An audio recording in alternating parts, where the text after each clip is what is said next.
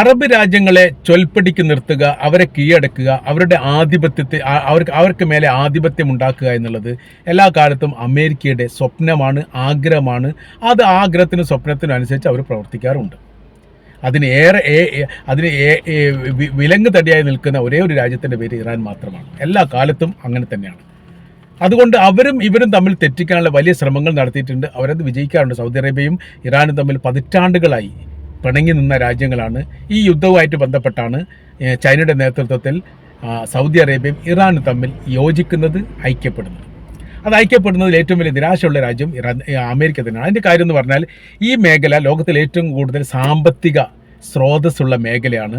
ഏറ്റവും കൂടുതൽ പെട്രോളിയം 30 മുതൽ 35% വരെ ലോകത്താകെ ഉപയോഗിക്കുന്ന പെട്രോളിയം ഈ പറയപ്പെട്ട മിഡിൽ ഈസ്റ്റ് കേന്ദ്രീകരിച്ചുകൊണ്ട് ഉണ്ടായതാണ്, അല്ലെങ്കിൽ ഉള്ളതാണ് എന്നുള്ളത് നമുക്ക് അറിയാവുന്നതാണ്. അതുകൊണ്ട് തന്നെ ഈ മേഖല കേന്ദ്രീകരിച്ചുകൊണ്ട് ആധിപത്യം ഉണ്ടാക്കുക എന്ന് പറഞ്ഞാൽ എല്ലാ കാലത്തും വലിയ ശക്തിയുള്ള രാജ്യങ്ങൾ, സോവിയറ്റ് യൂണിയനുള്ള കാലത്ത് അവർ, അമേരിക്ക ഇപ്പോൾ നിലവിൽ ഒക്കെ അങ്ങനെ സർവാധിപത്യം ഉണ്ടാക്കാൻ വലിയ ശ്രമം നടത്തിയിട്ടുണ്ട്. മുമ്പ് ബ്രിട്ടനായിരുന്നു. ബ്രിട്ടൻ ഏറെക്കുറെ സൈനികപരമായിരിക്കുന്ന ക്ഷീണം വന്നതോടുകൂടി അതിൻ്റെ മേലെ ആധിപത്യം ഉണ്ടാക്കാൻ വേണ്ടിയിട്ട് അമേരിക്ക സാധിച്ചു. അവർ ആ പ്രവൃത്തി ചെയ്യുന്നുണ്ട്. അപ്പോൾ ഇവിടെ കീഴ്പ്പെടുത്തുക എന്ന് പറഞ്ഞ സമയത്ത് ലോകത്ത് ഞങ്ങൾ അമേരിക്കയുമായി യുദ്ധത്തിന് തയ്യാറാണ് ഏത് സമയത്തും എന്ന് പറഞ്ഞ ഒരേ ഒരു മുസ്ലിം രാജ്യത്തിൻ്റെ പേര് ഇറാനാണ്. ഒന്നാം ലോക യുദ്ധത്തിൽ പങ്കെടുത്ത രാജ്യമാണ് തുർക്കി. ആ തുർക്കിക്ക് പോലും അമേരിക്കക്കെതിരെ യുദ്ധത്തിന് തയ്യാറാണെന്ന് പറയാൻ ധൈര്യമില്ല. ഇസ്രായേലുമായിട്ട് യുദ്ധത്തിന് തയ്യാറാണ് എന്ന് പറഞ്ഞ രാജ്യം ഇറാൻ തന്നെയാണ്. അതുപോലും തുർക്കി പറഞ്ഞിട്ടില്ല. പല മുസ്ലിം രാജ്യങ്ങളും പ്രതിഷേധിക്കുന്നത് വെച്ചിട്ടുണ്ട്. പല രാജ്യങ്ങൾക്കിടയിലും വലിയ പ്രതിഷേധ സമര കാര്യങ്ങളൊക്കെ നടത്തിയിട്ടുണ്ടെങ്കിൽ പോലും യുദ്ധപ്രഖ്യാപനം നടത്തി യുദ്ധത്തിന് തയ്യാറാണ് എന്ന് പറയാൻ അവർക്കാർക്കും ധൈര്യമില്ല എന്നുള്ള യാഥാർത്ഥ്യമാണ്. അപ്പോൾ ഇപ്പോഴത്തെ അമേരിക്ക മുൻപേ കണക്ക് കൂട്ടുന്ന ഒരു കാര്യം എന്ന് പറഞ്ഞാൽ ഈ മേഖലയിൽ ഒരു സൈനികപരമായിരിക്കുന്ന ബലമുള്ള രാജ്യമായിട്ട് ഇറാൻ അവർ കരുതുന്നില്ലെങ്കിലും ഇറാന് ധൈര്യമുണ്ട് എന്നവർക്കറിയാം. ധൈര്യം പിന്നെ ആയുധത്തെക്കാൾ വലിയ മൂർച്ചയുണ്ടാവും. പിന്നെയാണ് കഴിഞ്ഞ മാസത്തെ യുദ്ധത്തോടനുബന്ധിച്ചിട്ടാണ് എന്ത് ചെയ്യുന്നത്, അവർക്ക് ഇത്ര മിസൈൽ രംഗത്തെല്ലാം, സൈനിക രംഗത്തും പ്രതിരോധ രംഗത്തും വലിയ ശക്തി ഉണ്ട് എന്നുള്ളതും, നേർക്കുനേരെ ഒരാളെയും വകവെക്കാതെ ഒരു പ്രതിരോധ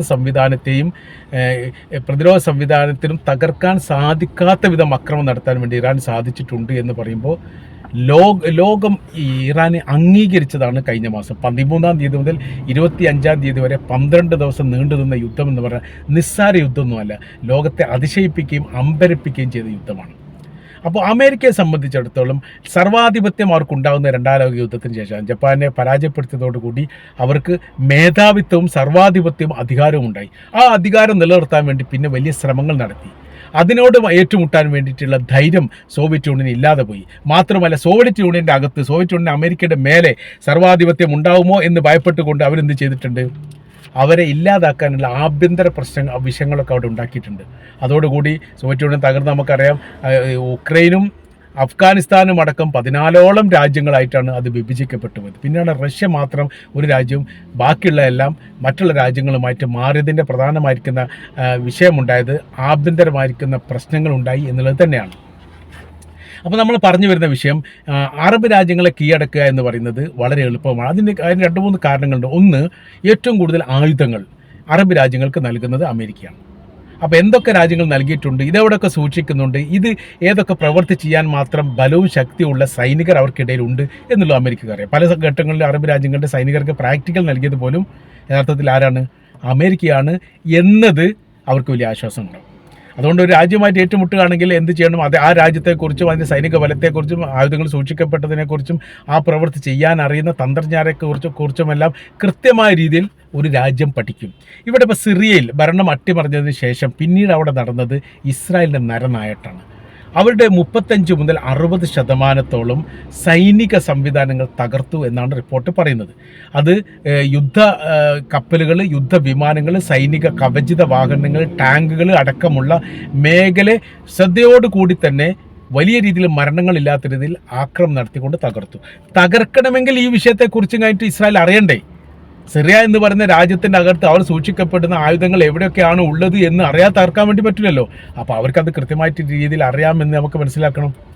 ആ ഒരു സ്ഥിതി എങ്ങനെ ഉണ്ടാവും എന്നറിയോ, അമേരിക്കയുമായിട്ട് വിഷയം ഉണ്ടായിക്കഴിഞ്ഞാൽ അമേരിക്കയ്ക്ക് കൃത്യമായ രീതിയിൽ അറിയാം ഇതെവിടെ സൂക്ഷിക്കുന്നുണ്ട്, എത്രത്തോളം ആയുധം അവരുടെ കയ്യിലുണ്ട്, ഇത് ഉപയോഗിക്കാൻ എത്രത്തോളം തന്ത്രജ്ഞർ അവരുണ്ട് എന്നുള്ള കാര്യം കൃത്യമായിട്ട് അറിയാം. അപ്പോൾ ഈ പറയുന്ന വിഷയം ഇങ്ങനെ തന്നെയാണ്.